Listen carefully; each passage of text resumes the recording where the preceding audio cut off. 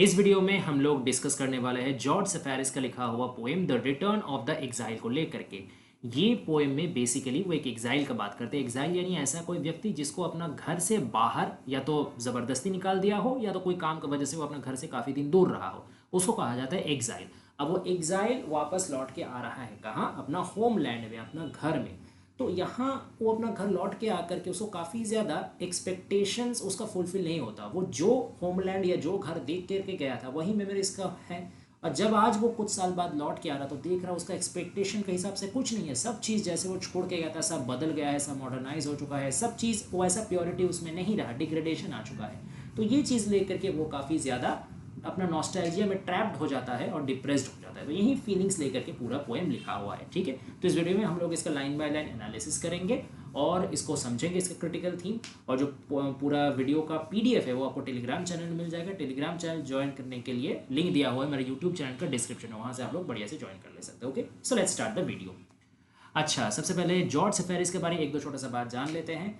इनका ये George Seferis जो है ना, ये इनका एक्चुअली पेन नेम है। ठीक है, ये इसमें लिखने के लिए एज अ ऑथर परिचय के लिए ये नाम यूज़ करते हैं। एक्चुअली इनका ये नाम नहीं है, इनका एक्चुअल नाम है जॉर्जियस सेफेरिएटिस। ठीक है, ये दो पेन नेम यूज़ करते हैं, इसलिए देखिए मैंने ब्रैकेट में जॉर्गोस भी लिखा है। या तो वो जॉर्ज नाम यूज़ करते हैं और दूसरा नाम वो यूज़ करते हैं जॉर्जोस। ठीक है, तो आप जॉर्ज सेफेरिस भी कहीं कहीं देखेंगे या जॉर्जोस सेफेरिस भी कहीं कहीं देखेंगे। ओके, सबसे इनका बड़ा खासियत है कि ये ग्रीक पोएट और डिप्लोमेट है और ये 1963 में इनको नोबेल प्राइज़ मिल चुका है लिटरेचर का वजह से, तो ये काफ़ी बड़े फिगर हैं।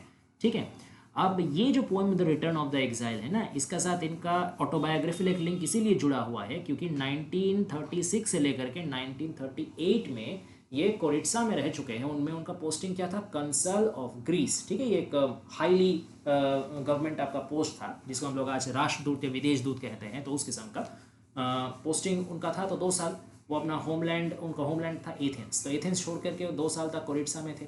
फिर 1938 में जब उन्होंने एथेंस में उन्होंने रिटर्न किया, तब वो देखते हैं कि एथेंस में अभी नया रिजीम चेंज हो चुका है, वहाँ गवर्नमेंट सरकार पलट चुका है, वहाँ अभी क्या आ गया है?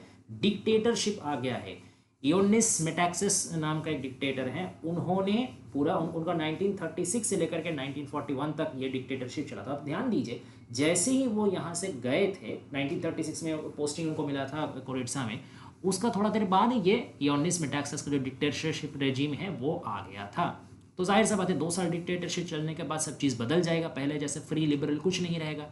तो आ करके, और उससे भी बड़ा उनका लिए एक दिक्कत क्या था कि क्योंकि वो गवर्नमेंट एम्प्लॉय रह चुके हैं, तो अब गवर्नमेंट का पोस्ट तो नहीं बदलेगा ना, भले ही सरकार बदल जाए, लेकिन आप अगर सरकार बदलने से भी तो आप गवर्नमेंट एम्प्लॉय ही रह जाते हो, गवर्नमेंट का सब निर्देश तो आपको मानना पड़ता है।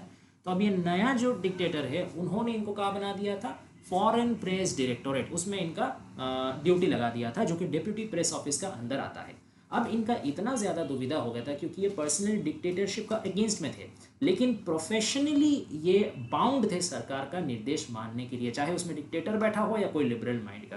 तो बिल्कुल पसंद ना होते हुए भी उनको ज़बरदस्ती मानना पड़ा था उनका आदेश, और वहीं पोस्ट में काम करना पड़ा था। तो इसको लेकर भी उनका थोड़ा मेंटल फ्रैक्चुएशंस आता है, जिसका आपको कुछ कुछ झलक इस लाइन में, पोएट्री का लाइन में दिख जाएगा, मैं बताता हुआ चलूँगा। ओके, आइए अब इसको लाइन बाय लाइन एनालिसिस करते हैं। ये पूरा पोएम जो है ना, ये 2 दोस्तों के बीच में कन्वर्सेशन के हिसाब से लिखा हुआ है। मैं आपको दिखा देता हूँ थोड़ा सा आगे बढ़ा करके। देखिए, हर स्टैंजा में आपको कोटेशन मार्क दिखेगा। इसका मतलब क्या है कि 2 दोस्त एक दूसरे के बीच में कन्वर्सेशन कर रहे हैं। एक दोस्त कौन है? वो तो सेफेरिस खुद है, मतलब उन्हीं का हिसाब से जो एक स्पीकर बना है, कि जो काफ़ी साल बाद अपना होमलैंड में लौट के आया है, एक वो, और एक वो दोस्त जो अपना होमलैंड छोड़ के गया नहीं था, वो होमलैंड में ही था। तो इन दोनों में बातचीत हो रहा है। ठीक है, तो वो जो दोस्त जो होमलैंड छोड़ के गया था वो वापस आ रहा है, वो क्या बोल रहा है?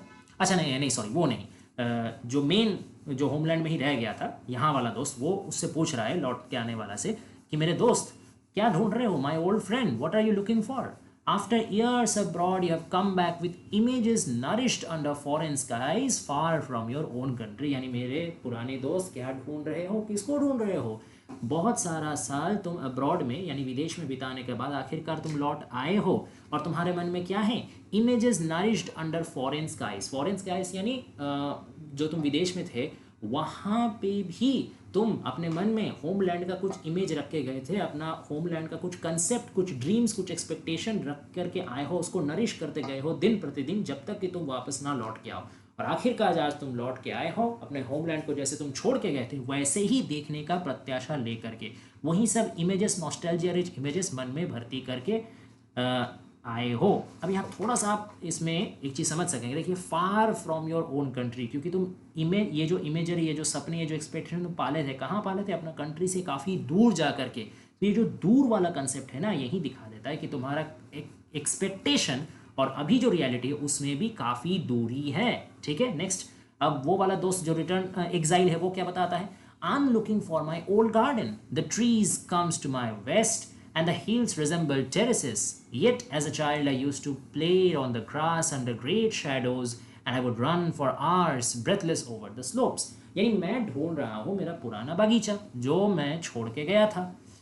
अब जो ये सब पेड़ है ना, वो बस मेरे कमर तक ही आते हैं, और जो पहाड़ है ये अभी कैसा लगता है? टेरेस जैसा लगता है। टेरेस यानी आपका जो छत, घर का छत है, तो पहाड़ अभी उतना ऊंचा नहीं लगता है, अभी इतना नीचा पहाड़ लगता है, जैसे लग रहा है ये मेरा छत हो, रिजेंबल यानी उसको, उसका तरीके दिखना। Okay, look like that. Yet as a child, लेकिन अभी तो ये ऐसे दिख रहा है, लेकिन जब मैं चाइल्ड था, छोटा था, तब क्या करता था? मैं खेला करता था, घास फूस के बीच में खेला करता था, बड़ा बड़ा शेडो में। तो ये बड़ा बड़ा शेडो किसका होता था? पेड़ का ही ना होता था। वही पेड़ जो एक ज़माना में बड़ा बड़ा हुआ करता था, इसका लंबा शेडो के अंडर में खेला करता था, आज वही पेड़ बस मेरा कमर तक आ रहा। इतना सब चीज़ छोटा कैसे हो गया? And I would run for hours breathless over the slopes. Slopes यानी ढाल, यानी पहाड़ी का ढाल। तो जो पहाड़ी का ढाल में मैं एकदम सांस मेरा अटक जाता था, मतलब दौड़ दौड़ के, फिर भी मैं दौड़ता रहता था, ख़त्म नहीं होता था। आज वही पहाड़ी इतना छोटा कैसे हो गया कि वो बस मेरा छत जैसा लग रहा है? तो मतलब ये सारा चीज़ क्या हो ना, डिमिनिश होते जा रहा है, छोटा होते जा रहा है। अब क्या आप ही सोचिए, क्या कोई पहाड़ी समय के साथ साथ छोटा हो सकता है, उसका हाइट कम हो सकता है? या कहाँ कोई पेड़ समय के साथ साथ छोटा या उसका हाइट कम हो सकता है? नहीं हो सकता। तो पोइट को ऐसा, मतलब स्पीकर को ऐसा क्यों लग रहा है कि ये छोटा हो गया? ये उनका मेंटल कंडीशन को दर्शाता है कि वो जो एक्सपेक्टेशन पाल के रखे थे, उस एक्सपेक्टेशन के सामने आज का रियलिटी छोटा लग रहा है। वो जो आइडियलिस्टिक प्योर नॉस्टैल्जिक चीज़ देख के गए थे और सोचे थे कि आकर के भी मैं वही एक्सपीरियंस मुझे मिलेगा, अभी आकर के उनको वो एक्सपीरियंस नहीं मिल रहा, due to political change, due to social change, due to change for time. आप सब चीज़ छोड़ भी दे, पॉलिटिक्स अगर नहीं बदलता, सरकार अगर नहीं भी बदलता, फिर भी वक्त के साथ तो हर चीज़ बदलता है ना, ये तो नेचर का रूल है, इसको तो कोई तोड़ सकता नहीं है। वक्त के साथ सब चीज़ डायलैपिडेट होगा, वक्त के साथ सब चीज़ का खूबसूरती कमता रहेगा, घटता रहेगा। और प्लस तो यहाँ पॉलिटिकल चेंज भी हुआ है, सोशल चेंज भी हुआ है। तो ये सारा चेंजेस जो है ना, ये वो एक्सेप्ट नहीं कर पा रहे, इसी वजह से ये सब चेंज उनको छोटा लग रहा है और पहला वाला बड़ा लग रहा है। ठीक है ना? माई ओल्ड फ्रेंड रेस्ट। अब जो वो यहाँ वाला रहने वाला दोस्त है, वो एग्जाइल को क्या बता रहा है? वो उसको थोड़ा कंफर्ट देने का कोशिश कर रहा है, कि मतलब ताकि वो अडेप्ट कर ले इस कंडीशन से। वो क्या बता रहा है? मेरा दोस्त, तुम थोड़ा आराम करो। My old friend rest, you will get use to it little by little. धीरे धीरे तुम इसके साथ क्या कर लोगे ना, कोप अप कर लोगे, धीरे धीरे तुमको आदत लग जाएगा। Together we will climb the paths you once knew, we will sit together under the plane tree's dome. They will come back to you little by little, your garden and your slopes.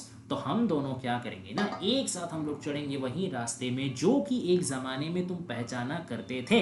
यानी तुम्हारा nostalgia में जो रास्ता है, जिस चेहरे के साथ या जिस खासियत, जिस खूबियों के साथ तुम उस पहाड़ को या पेड़ को याद रखे हो, उसी खूबियाँ, उसी खासियत को हम लोग फिर से रीडिस्कवर करेंगे जब हम लोग दोनों मिलके वही रास्ता में चढ़ेंगे।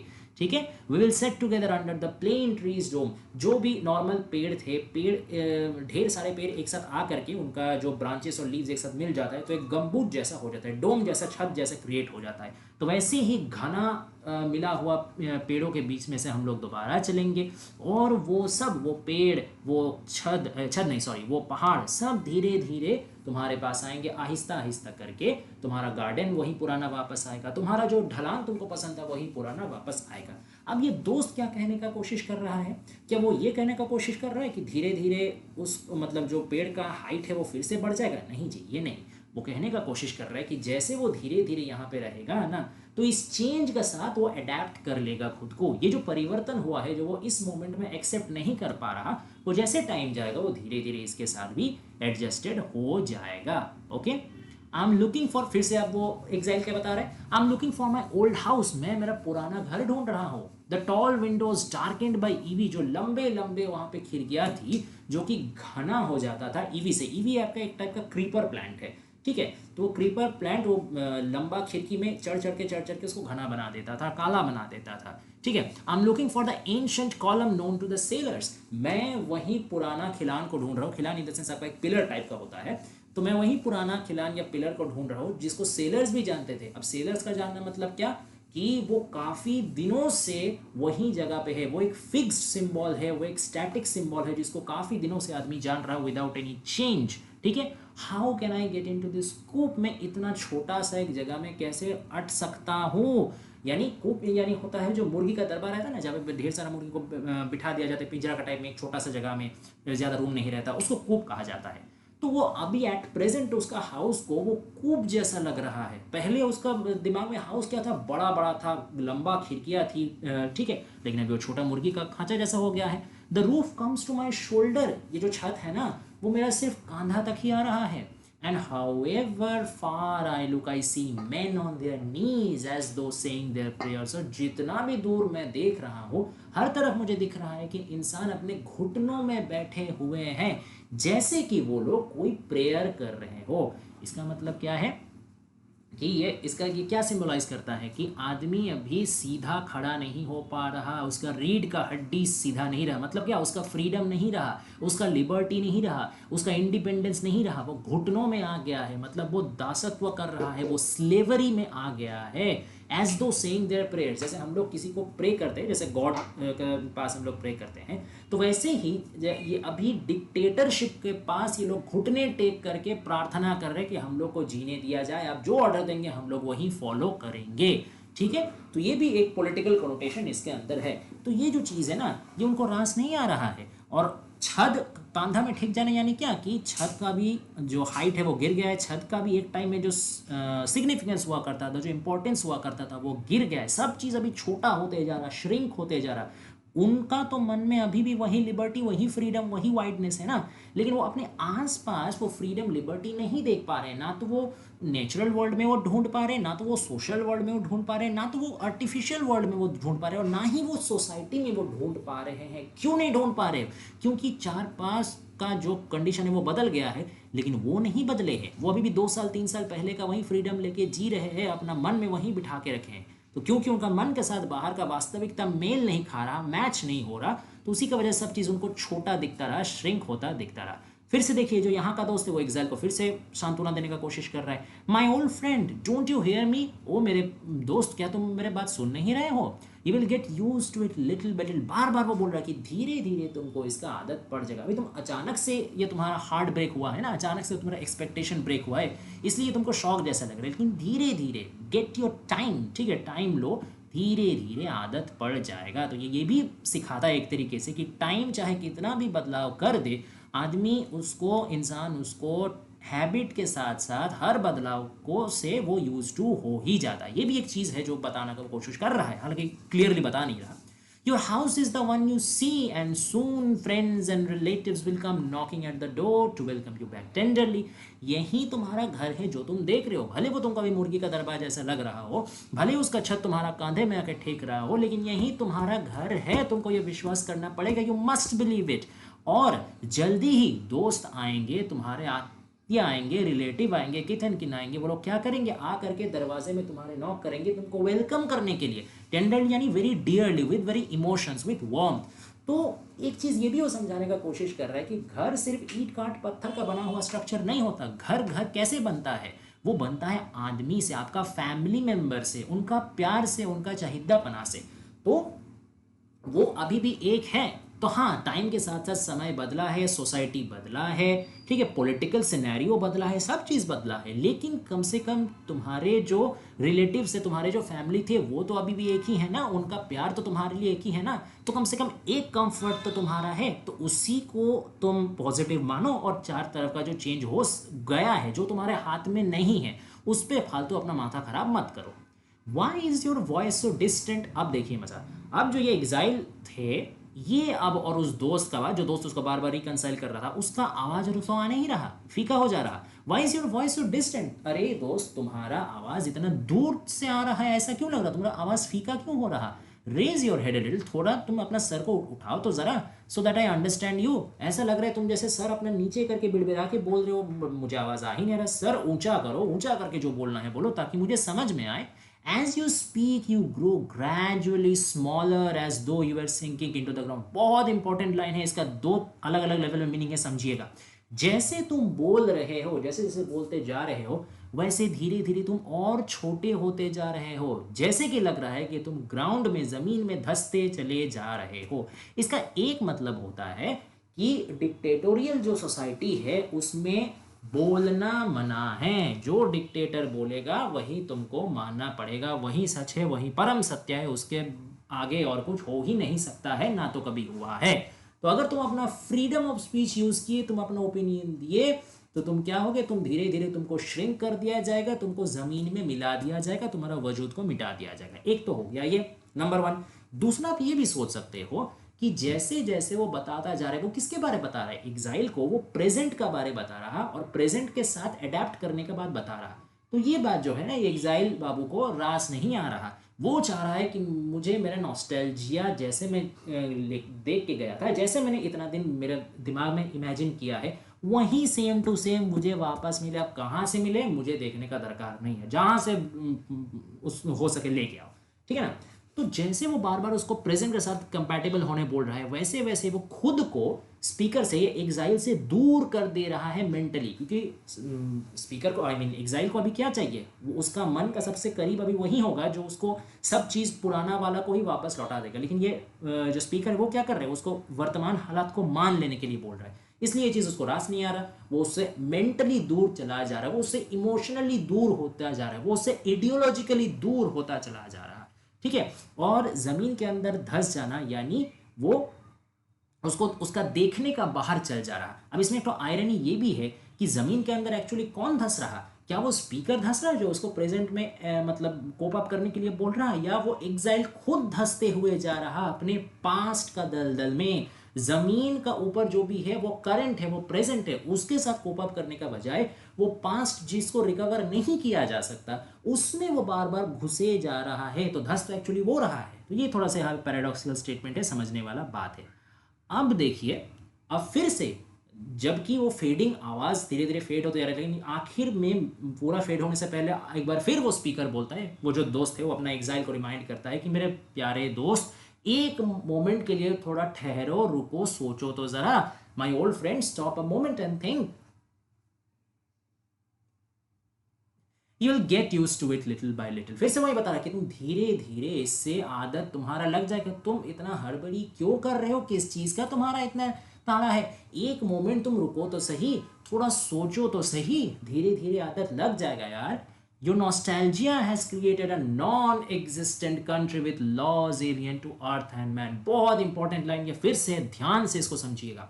तुम्हारा जो नॉस्टैल्जिया है ना, नॉस्टैल्जिया ये पुराना पास्ट के प्रति प्रेम, ठीक है, आपका कोई भी चीज़ के प्रति आपका एक ऑब्सेशन। तो ये जो तुम्हारा पास्ट लाइफ के प्रति ऑब्सेशन है, ये जो तुम्हारा पास्ट होमलैंड जैसे तुम देख के गए थे वही के प्रति तुम्हारा ये जो टान है, जो नॉस्टैल्जिया है, ये क्या किया है, ये ऐसा एक कंट्री क्रिएट कर दिया है जिसका वास्तविकता में कोई अस्तित्व, कोई वजूद, कोई एग्जिस्टेंस है ही नहीं। Non existent country, that means impossible country with laws alien to earth and man. और ऐसे कानून उसमें है तुम्हारे अनुसार, तुम जैसे सोच रहे हो उसमें तो ऐसे कानून हैं जो कि ना दुनिया से कोई वास्ता रखता है, ना कि इंसान से कोई वास्ता रखता है। इसका मतलब क्या कि तुम सोच रहे हो कि टाइम पास होगा, लेकिन टाइम के साथ कोई चीज़ चेंज नहीं होगा। तो बाबू, ये रूल तो ना धरती में लागू होता है ना इंसान के लिए लागू होता है। जैसे टाइम चेंज होगा, धरती में भी चेंज होगा, नेचुरल वर्ल्ड में भी चेंज होगा, सब चीज़ में चेंज होगा। और इंसान तो खुद भी चेंज होगा ना, इंसान का नेचर चेंज होगा, इंसान का फिजिकल चेंजेस आएगा, इंसान का मेंटल चेंज आएगा, इंसान का social, financial, political, religious, cultural change आएगा। ये तो नियम है, परिवर्तन ही तो दुनिया का और समाज का नियम है। तुम अगर ये सोचोगे कि परिवर्तन नहीं होगा, सेम टू सेम रहेगा, तो ऐसा लॉ तो भाई ना तो इस धरती में है, ना तो इंसान के लिए है। तो ढूंढो कहीं ऐसा लॉ जहाँ पे है, वैसा कोई देश, वैसा कोई दुनिया, वैसा कोई इंसानियत ढूंढो, वहां जाके बसो। तो वो उसको एक तरीके से डांट रहा है, एक तरीके से समझा रहा है कि तुम जो सोच रहे हो पॉसिबल है नहीं, तो रियलिटी में आओ। Now I can't hear a sound. अब देखिए मजा। अब इतना बार उसको वार्न करने के बावजूद ये जो हम लोग, ये जो एग्जाइल है ये समझने का कोशिश ही नहीं कर रहा है, ये अभी भी नॉस्टैल्जिया को पकड़ा हुआ है। इसलिए क्या हुआ कि अब स्पीकर के साथ इसका टोटल कनेक्शन डिसकनेक्ट हो गया है, डिटैच हो गया। अब उसको उसका साउंड जरा भी नहीं आ रहा। मतलब क्या कि वो प्रेजेंट लाइफ से कोप अप करने का कोशिश ही नहीं कर रहा, तो प्रेजेंट लाइफ ही उससे छीन गया है। वो अपना सपनों का, ड्रीम का बबल में कैद हो चुका है, सेल्फ ट्रैप्ड हो चुका है। Now I can't hear a sound my last friend has सांग का भी मुझे एक भी आवाज सुनाई नहीं दे रहा। मेरा जो आखिरी दोस्त बचा था वो भी डूब गया है। Strange how from time to time they level everything down. काफी हैरत का बात है कि कैसे समय का साथ साथ वो लोग सब चीज को लेवल डाउन कर देते हैं, जमीन में मिला देते हैं, जमीन पोष कर देते हैं। दे मतलब क्या? दे इन द सेंस यहाँ पे आप पॉलिटिकल सोशल अथॉरिटी का बात कर सकते हैं या वो समझ सकते हैं। प्लस यहाँ पे दे मतलब आप टाइम भी समझ सकते हैं। The indestructible अनचैलेंजेबल power of time, कि वो अपने साथ साथ सब चीज को बदलने का क्षमता रखता है और इस लिहाज से बदल देता है कि उसको वापस रिवोक करना किसी का दम का बात नहीं है। तो समय के साथ साथ सब चीज ऐसे ही अपने साथ कटता चल जाता है, बदलता चल जाता है, वो अपने गिरफ्त में सबको लेते चल जाता है। Here 1,000 scythe bearing chariots go past and mow everything down. यहाँ हजारों स्काइट यानी होता है कि हसुआ, जिससे वो फसल वसल काटते हैं किसान लोग, ठीक है, उसको ऐसे आप वेपन भी यूज कर सकते हो। तो स्काइड बियरिंग चैरियट्स, चैरियट यानी एक तरीके का आपका रथ हो गया, ठीक है। तो ऐसा चैरियट या ऐसा गाड़ी जिसमें मतलब हजारों हजारों गाड़ियों में सब कोई क्या लेके हैं, एक वैसे हसुआ लेकर के है। और जैसे जैसे वो चैरियट अपने रास्ते में आगे बढ़ता चल जा रहा, आसपास जितने भी चीज़ है सबको काटता हुआ चल जा रहा। मो यानी काट के उखाड़ देना, सब चीज को काट के जमीन में मिला के लेवल डाउन करते हुए आगे बढ़ रहा। तो आखिरकार वो ये रियलाइज करता है कि प्रेजेंट का साथ वो कोप अप कर नहीं पाया, तो यही कंक्लूजन में पहुंचता है कि उसके आसपास जितने भी सारा चीज है सब चीज को एक स्काइड आ रहा है, हजारों स्काइड भरा हुआ चैरियट आ रहा है और सब को काटते हुए लेवल डाउन करते हुए जा रहा है। उसका नॉस्टैल्जिया जो है वो नॉस्टैल्जिया ही बन के रहेगा, कभी वो एक्चुअलाइज नहीं हो सकेगा। ओके, तो ये था पोएम। आशा करते हैं आपको समझ में आया होगा। एक्सप्लेनेशन अगर पसंद आया हो तो प्लीज़ वीडियो को लाइक और चैनल को सब्सक्राइब और नोटिफिकेशन बिल को टर्न ऑन कर दीजिए, ताकि वीडियो नेक्स्ट जो भी आए सबसे पहले आप तक पहुंचे। और पोएम, ड्रामा, नॉवेल ऐसे कुछ भी हो जिसमें आपको मदद चाहिए, प्लीज़ कॉमेंट डाउन कीजिए, हम लोग जल्दी से उसमें वीडियो बना के डालेंगे। Thanks for watching guys, please stay tuned.